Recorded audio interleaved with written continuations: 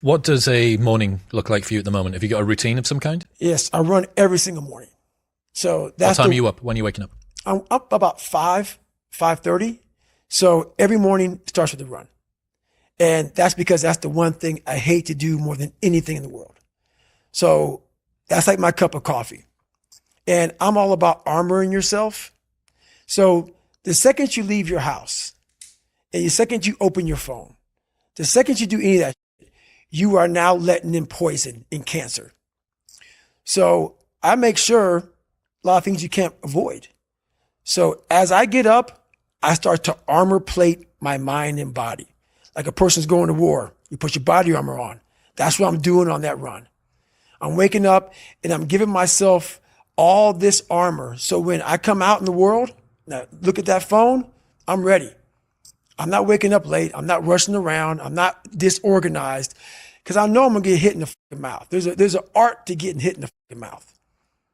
And that is why these things are important. You have to wake up and you have to give yourself belief. You have to give yourself confidence. So that, it starts with that run. So after the run, I come home, I eat something small. How long's the run typically at the moment? Nowhere under 12 miles. So 12 miles is the minimum. And what are you getting that done in? How long? It depends. Right now I'm running heart rate. So I'm doing like 8:15s, 8:30s because I'm retraining right now. Because what's that? Is that zone 2 for you? Zone 2. Yep. Because of the leg surgery I had. So I'm going back, starting from scratch. So anywhere from about 1:30 to 2 hours, I run every day. Mm-hmm. So you're fasted on the morning? Yes. Up, straight out? Straight out. 90 minutes to 2 hours of running, back, yep. Eat, and I'm in the gym. So, and then after that, to whatever's on the plan for the day. That's how that works every day. Are you still doing your stretching? Because you've got every 2 night. hours of... Every night. 2 hours of meditation, mm-hmm. 90 minutes to 2 hours of running. Mm-hmm. How long's the gym session? Depends, 45 to an hour and a half. Okay. Mm-hmm. Stretching, meditation, run, mm-hmm. eat, mm-hmm. gym. Mm-hmm. What? Is that my missing, Jennifer? Oh, yeah. Yeah. Forgot about that. You cycle as well? Yeah. How long are you cycling? It just depends. I do stationary bike right now a lot. Uh-huh. What are you using? Is it like a watt bike or something similar? Yeah, something similar. Yep. So I put my bike on a like trainer mm-hmm. and I cycle. Yep. At least 3 or 4 days a week I'll do that. So that's your day. There is no room for anything else.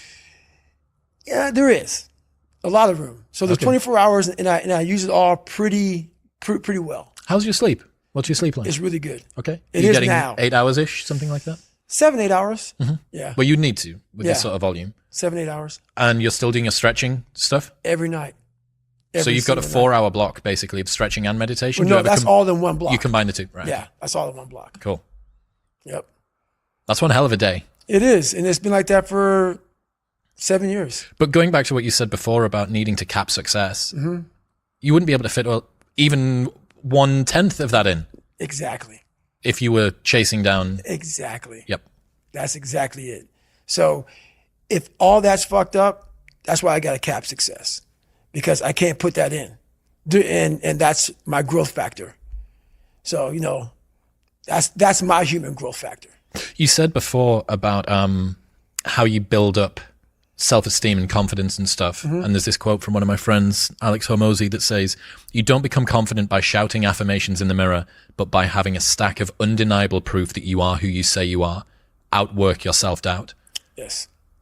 That's nailed. Nailed. Completely nailed. Yes. Because a lot of people will, and some of these motivational people out here, it's the funniest thing in the world to me. They'll go and say, when you wake up in the morning, pound your chest. Fucking look at yourself in the mirror and do all this fucking bullshit. I hope it works. What works for me is that everyday resume, the things I know I've accomplished, the things I know I've done, real hard work, the real calluses on my mind, the real calluses on my hands. That's it. You don't need to pound your chest in the mirror fucking anymore if you have that. It seems like, especially with confidence, right, or self-esteem, there's a relationship between confidence and competence. Mm-hmm. So what you're looking to do is try and have what you believe that you can do be ahead of what you can do. Right. Now, you're not looking for it to be delusional. You don't want it to be able to believe that you can do something like fly, right? But you need to have a relationship between the two. But what people are asking for is for their confidence to be so far ahead of their competence that, or without having even been competent at anything in the beginning. And that's just delusion. That's fantasy. Right. Well, I believe that you have to build belief. Belief is like, there's an after school special belief where the mom says, believe in yourself. And that's all great. But there's also a built belief. And the built belief is one where you are constantly, like for me, I came from a bad place. How I build belief is through the daunting tasks I put myself through. So that's proof positive that I can. So it correlates. And that's how this piece of shit kid I once thought I was built belief by saying, I was in 3 Hell Weeks. I went to Ranger School. I tried out for Delta Selection. Undeniable stack of proof. That is proof, motherfucker. So whenever you think you can't, the confidence comes from the thing that you built. You must build belief. You must build confidence. It can't be like, hey, I'm going to go knock that shit out. You got to look over here and say, I can knock that shit out. It's belief, and it's built on what you put in to yourself. Another friend sent me a message this morning knowing that we had this big thing that we've been working toward for a long time today.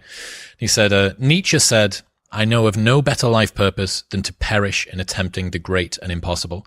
The fact that something seems impossible shouldn't be a reason to not pursue it. That's exactly what makes it worth pursuing.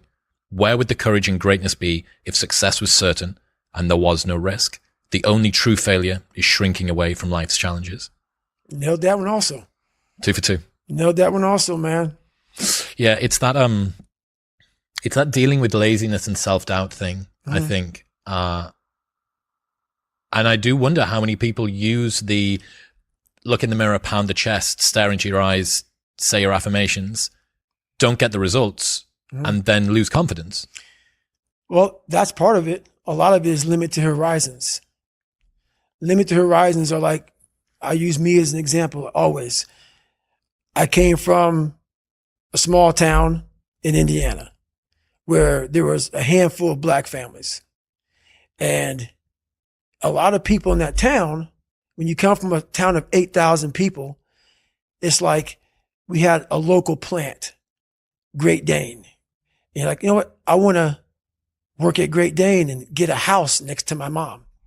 That's what you know. So many of us come from these small places in our mind that we're not willing to think outside of only what we've seen. Our mind works in such a small compartment. And one thing I was able to do was to dream. Many people, but don't make dreams your fucking master. But I was able to dream outside those fucking 4 walls of that small town. And until you're able to really put yourself into that dream, but don't make dreams your master, that's where you truly become what you're destined to become. What do you mean, don't make dreams your master? A lot of people sit back and they dream about being a sports figure, or dream about being a SEAL, or dream about being an astronaut. And all it is a motherfucking dream. They don't put the work behind the dream. That dream has become their fucking master. When you become the master of your fucking dream is when you say, I want to go be a Navy SEAL. And you say, okay, I'm going to lose 106 pounds in less than 3 fucking months. The dream was the one thing I thought about, and the dream was now gone. Now what comes in, the dream goes away, and the fucking laundry list of fucking details and tasks come up. Gotta do this, gotta do this, gotta do this, gotta do this. That's when you become the master of your dream. So a lot of people out there dreaming. Ryan Holiday says, talking about the thing and doing the thing vie for the same resources. Allocate yours appropriately. That's it. That's it. That's the way it works as well. That's the way that the brain works. You can actually get these kicks of dopamine by telling your friends about, I'm going to be a Navy SEAL. I'm going to start my training next week. It's going to be great. I'm going to feel like this. It feels good. It feels good to talk about that shit, man. It actually makes you feel good, makes you feel proud, all that shit. But guess what happens? That alarm clock goes off at 4 a.m. to train. I don't want to be a SEAL today. Or I don't want to be whatever today. I'll start tomorrow. And that's the usual pattern of people's lives. That's why I talk about clearing out the mind. Until you really want to do something, you're always going to be a talker. You always going to run your fucking mouth.